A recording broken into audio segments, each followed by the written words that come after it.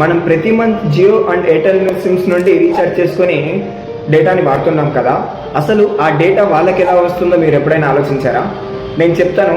First వీడియోని like చేసి మన ఛానల్ని సబ్స్క్రైబ్ చేసుకోండి. ఫస్ట్ మన ప్రపంచానికి మొత్తం ఇంటర్నెట్ ఎక్కడి నుంచి వస్తుందంటే సముద్రంలో ఇన్స్టాల్ చేసిన సబ్మెరీన్ కేబుల్స్ వల్లనే వస్తుంది. అవును, ఈ సబ్మెరీన్ కేబుల్స్ అంటే ఫస్ట్ మన టాటా గ్రూప్ వచ్చేసి ఈ ఇంటర్నెట్ ఒక ల్యాండ్ నుంచి ఇంకో ల్యాండ్ మధ్య కమ్యూనికేషన్ జరగడానికి ఈ కేబుల్స్ని ఇన్స్టాల్ చేయడం జరిగింది. ఈ కేబుల్స్ మన ఒక వెంట్రుక కన్నా 100 రెట్లు ఇంకా చిన్నగానే ఉంటాయి.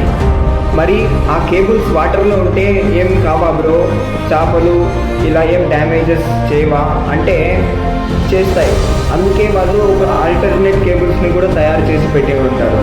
అలాగే ఎక్స్పైరీ డేట్ కూడా 25 ఇయర్స్కి ఒకసారి ఆ కేబుల్స్ని మారుస్తూ ఉంటారు. దీని ద్వారా మనకు ల్యాండ్ టు ల్యాండ్ కమ్యూనికేషన్ జరుగుతుంది. దీని తర్వాత మన టాటా గ్రూప్స్ నుండి ఈ విఐ, ఎయిర్టెల్, జియో లాంటి సిమ్స్ మనకు జీబీకి ఇంత అని కొంటాయి డేటాని. వాళ్ళు కొనిన తర్వాత మనకు పంపించడానికి ఏం చేస్తున్నారంటే మన సరౌండింగ్స్లో టవర్స్ని బిల్డ్ చేసి మన ఫోన్కి ఉన్న ఐపీ అడ్రస్ ద్వారా మనకు ఇంటర్నెట్కి కేబుల్ కనెక్షన్కి లింక్ చేస్తున్నారు. అప్పుడే మనకు ఇంటర్నెట్ అనేది ప్రొవైడ్ అవుతుంది. సో ఫ్రెండ్స్, మనం ఏంటంటే ఈ టవర్స్ వల్ల కమ్యూనికేట్ చేసుకోవచ్చు.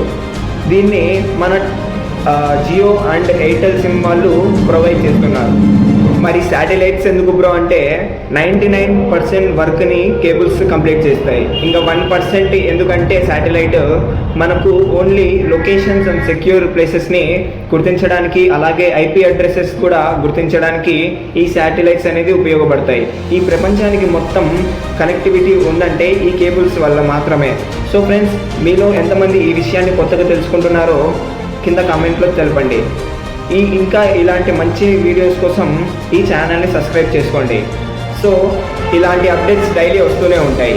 మీరు నా ఛానల్ని సబ్స్క్రైబ్ చేసి టచ్లో ఉండండి. మంచి ఇన్ఫర్మేషన్ ట్రై చేస్తాను.